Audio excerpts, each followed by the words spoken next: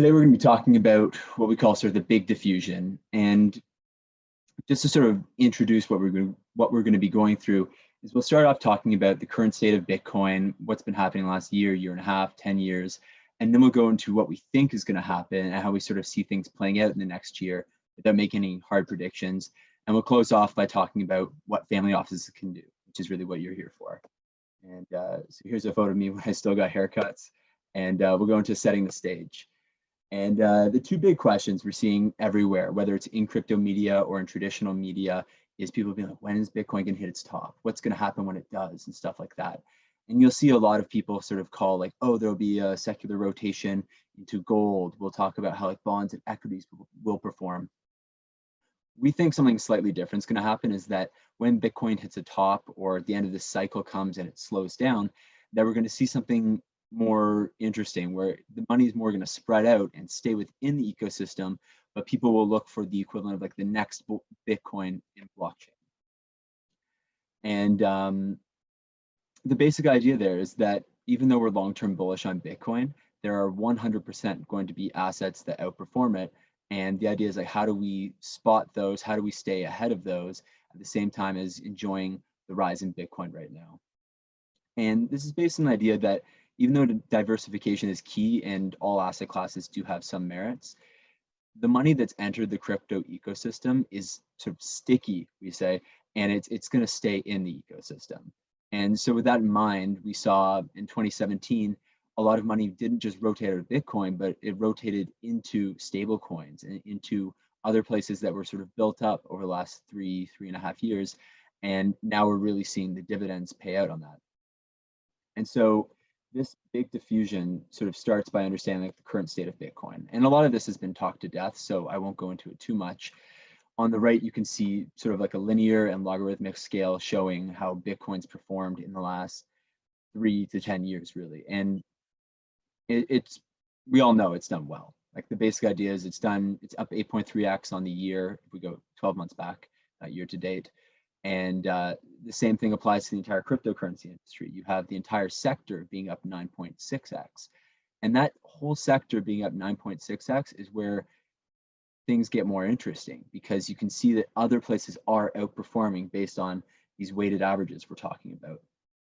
And so there are many different explanations for the bull run. And there's sort of two that I like to look at a lot, which is really that institutional interest and then macroeconomic shifts. And those sort of feed into each other, because the institutional interest is coming from the idea that there are macroeconomic shifts that are pushing these investors to look like, where can we put our money?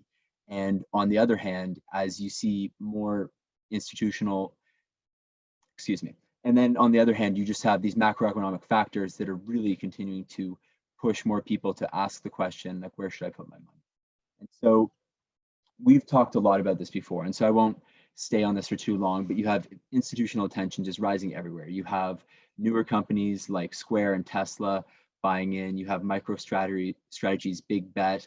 And you have more established companies like Fidelity and Franklin Templeton who are making bigger bets and are allowing their investors to put money in there. And at the same time, on the macroeconomic side, you have people looking for alternative investments because, as Zach talked about at the beginning, just interest rates are an all-time low. Bonds aren't very appealing.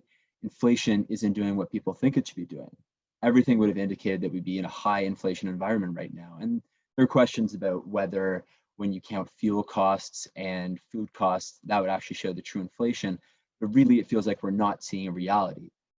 And that's leading investors to look at where they can put their money that will get ahead of reality when it adjusts. And finally, you have the geopolitical instability, which has really been mounting ever since Corona and even before then. But you have rising tensions with China, you have clashes with Russia in the last week, just discussions everywhere about what the next moves are going to be. And with any instability, you just have an idea of like what's going to be the safe thing going forward. And a final thing that sort of factors more into the interest rates is you have the 10-year Treasury hitting 1.3%, I think about 3 or 4 weeks ago, and then going up to 1.5% more recently. And that indicates that when interest rates do rise, which I think they are, that we're going to see a shift. And I won't go through this whole quote, but basically what Kamath is getting at here is that the 60-40 portfolio of equities and bonds, it's dead. And more likely going forward, you'll see family offices and high net worth individuals holding something closer to, we have our traditional portfolio and then we have our alternative asset portfolio. And that's really where everything we're talking about today plays in. And this is more of the news that we've all been seeing for a while now. Just everyone sort of changing their mind. Ray Dalio saying he might be missing something. Like there's lots of a feeling like, oh, what's happening here? Maybe I should give it a second look. And I personally love this graphic just because it shows how many people have reversed their takes on Bitcoin. And like there's a bit of Schadenfreude here, knowing that like these people said it was essentially valueless in the past and now it's worth something. But there's also an idea that Bitcoin is changing minds, and it's changing minds also by showing profits. Like the more profits people are getting, it's harder to ignore. Like it's easy to ignore when it's a bunch of tech guys doing their own thing and like preaching about it. But when you have big companies making massive amounts of money on it, and you can see the returns year over year, and it gets a history over 10 years, your tune has to change. And that's why we're seeing banks and payment providers changing what they say about it. And from an inflow outflow perspective, we see price continuing to go up, but more interestingly, you see the amount of Bitcoin reserves in exchanges is continuing to go down and hitting a newer low pretty much every, we'll say like 3 or 4 weeks. And that just indicates that more people are buying their assets and then moving them off exchange, and that they are long-term bulls, and fewer people are just keeping their money on exchange in order to trade. And that's a very bullish indicator. And what's cool about that is the pattern repeats with Ethereum. You have the almost exact same pattern of a negative correlation playing out. And that just shows that things are looking very bullish right now. And at the same time, you have wallets and the number of wallets growing exponentially. And even though the equity and S&P correlation to Bitcoin has gotten a bit higher since this slide, it's still very, very true to date that there is a minimal correlation, much lower correlation between Bitcoin and other asset classes. And we think that's going to continue to play out. But more importantly, last year, we saw major financial crisis begin in February, March of the year. And people were surprised. They were surprised that Bitcoin didn't go up. They were surprised that it didn't act the way they thought it had. And I think that was actually a good proving point for Bitcoin, because it's not that it's negatively correlated, because if you just want to negatively correlate, you could buy short funds. There are a lot of things you could buy. But if you want something that's uncorrelated, excuse me, then this is where there's a big option. And so it almost was better for Bitcoin that it waited until the end of the year to really have its rally. It's like, okay, now it's gotten to prove itself, but it's also stepped away from the narrative negative correlation. And I won't stay on this for long. We all know what's good about Bitcoin. It's decentralized, it's secure, it's borderless, it's immutable, and it's censorship resistant, which is sort of implied there. And the idea is that there are financial crises probably every 7, 8, 9 years, and investors are always looking to hedge in uncertain times. And that goes to the Kamath quote I sort of summarized before about changing the portfolio mix. It's that if we know these are coming and we want to adapt, it's like, how do we make sure we're constantly hedged out in a way that doesn't hamper our returns and even makes it so that when things go bad, it could actually be really good for our portfolio. And so now, we'll get into the big diffusion. And the big diffusion is just the idea that when we hit top, or even a slowdown in the rise of the price of Bitcoin, that people and investors are going to want to look for somewhere else to put their money. And if the money doesn't leave the system, which we don't think it will, it's more likely they'll spread and you'll see a massive blow up in everything else, a positive blow up, not a negative blow up. And so you'll see everything else start to go up even more as that money sort of reroutes. We hit a plateau, and then other things are taking that sort of extra alpha there. And this is really based around the thought that disruptive tech is the future. And disruptive tech is anything that changes how a business or an industry operates, because these industries have had a way of operating for the last 50 to 100 years even. And if that's going to change, that is, in a lot of ways, that's a fringe case, that's a black swan, and we want to be ready for that. In the same way that when Corona happened, that was a black swan, but disruption itself is the surprise. And so by preparing for that in some way, we can really find a way to do better in our portfolios.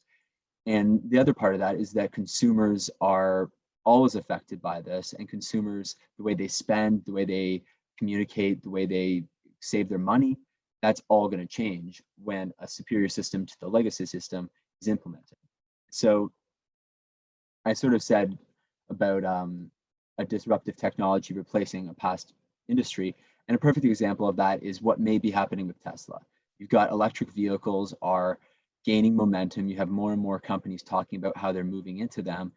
And so if you can bet on the idea that the energy sector and the automotive industry, excuse me, can be disrupted and not necessarily replaced, but completely reorganized, then that's a bet that's worth making. And you see that with social media, with music, with the way we communicate, with the way we store things. Everything is changing. And so by adopting a venture capitalist ethos and looking for sort of like, okay, if this industry were to completely change, what would be its replacement and how do I get a piece of that? Then you can do very well. And going into what is GDA Capital's real specialty, which is blockchain and distributed ledger technology, you've really got the idea that like the internet is hitting a new level, and blockchain technology can help companies just be more efficient. It can help cut out middlemen. It can help do so many different things. And we can see below just the amount that the total market capitalization of all cryptocurrencies has continued to rise. And with that in mind, we're sort of going to talk about where the money can go within the industry. And so as I have listed here, DeFi, NFTs, and then we'll call all other coins that don't fit in that as like majors, minors, and alts, and then stable coins, infrastructure, and mergers and acquisition. So these 6 sections or categories are really where we see money flowing when a top comes or when a slowdown comes. And right now, NFTs are front and center. Case in point, like my dad messaging me asking a question about them. Like they're hot in the news and everyone sort of heard about them, which is helping the overall sector. And last year it was DeFi. Last year there was a new swap every week and everyone was trying to figure out exactly how to get in on yield farming. And there'll be more and more of these new sexy spaces to get into. But the idea is like, how do we categorize these spaces and then figure out a way to get enough of a piece of them that you're able to participate in upside across multiple spaces at once.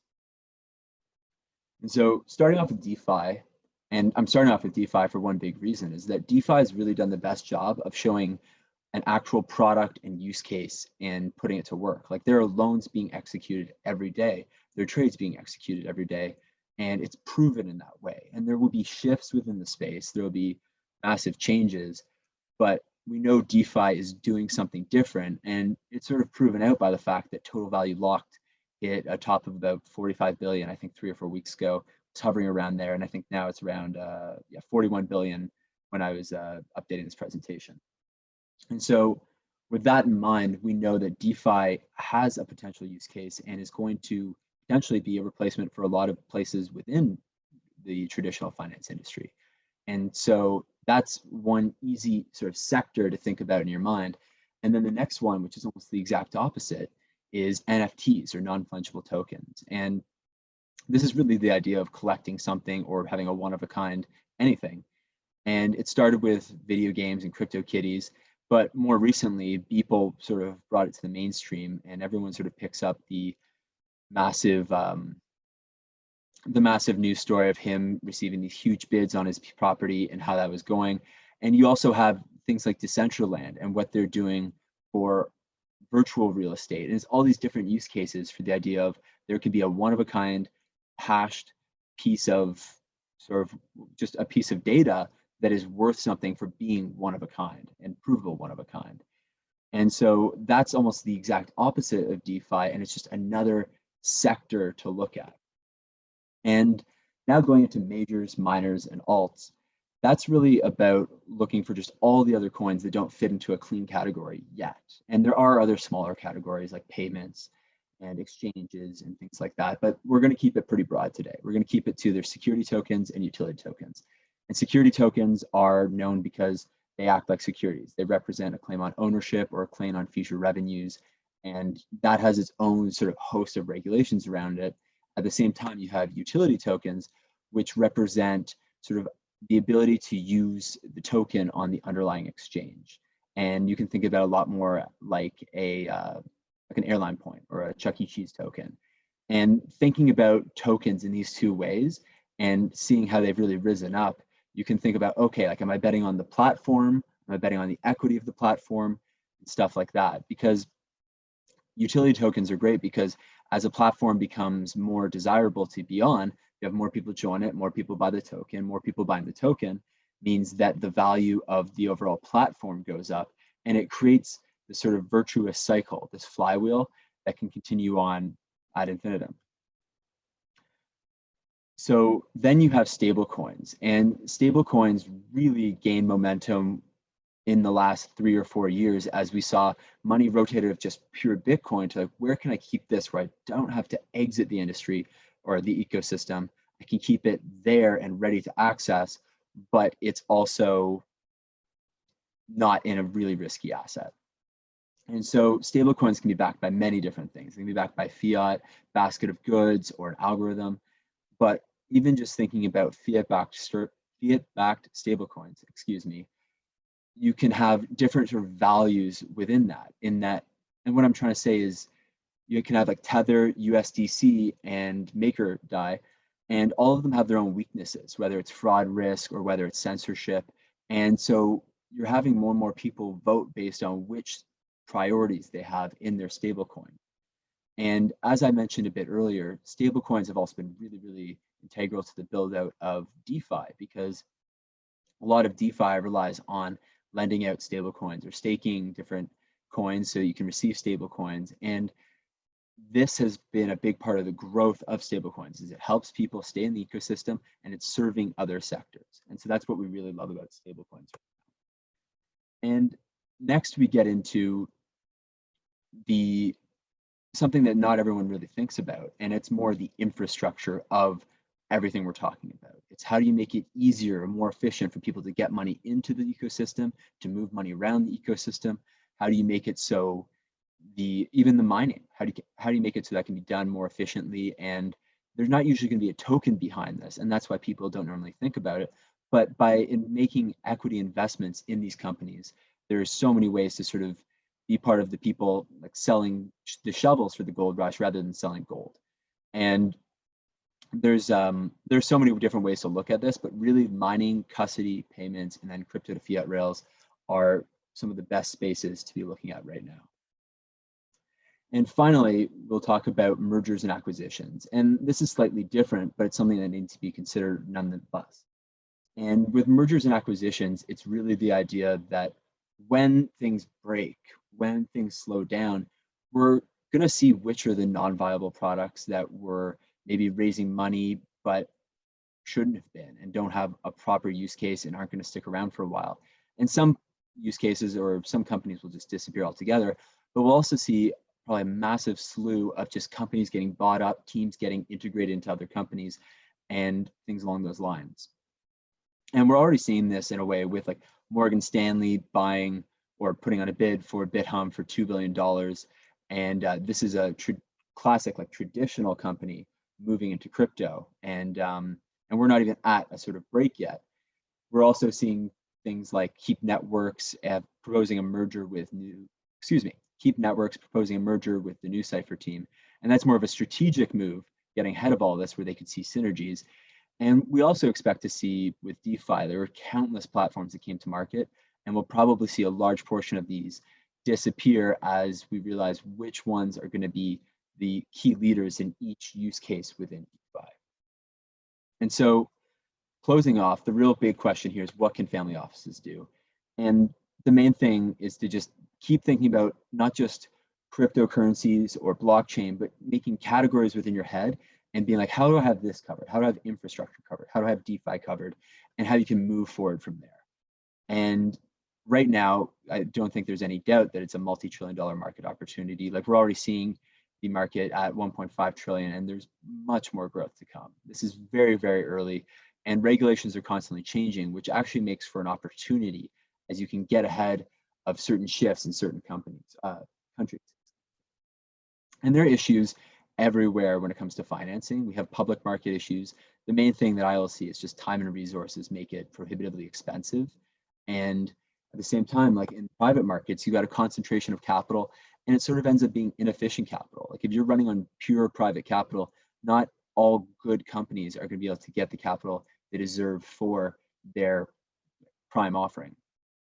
And we're seeing alternatives in direct listings or equity crowdfunding, but tokens really do feel like the future. And so if you can get behind that or beside that or get involved in it in some way, there's just a lot of ways to benefit from that going forward.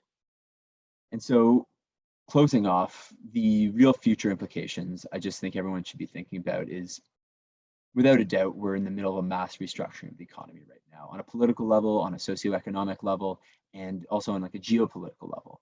And so assuming that's true, the real question is like, what can you do to change how your portfolio is positioned so you can take advantage of the upside that's going to come? And everyone knows this, but Bitcoin is just one asset of many in the ecosystem. So by opening your eyes and looking around all the different sectors, which is what we're going to be focusing on today, showing you all the different sectors and how those can fit into wealth management, that's really how you get maximum alpha in your portfolio and avoid downside risk and capture as much of the upside risk all around. So that is the close of my presentation. Anyone has any questions, you can email me. I am pretty responsive. So with that, I am going to pause the share.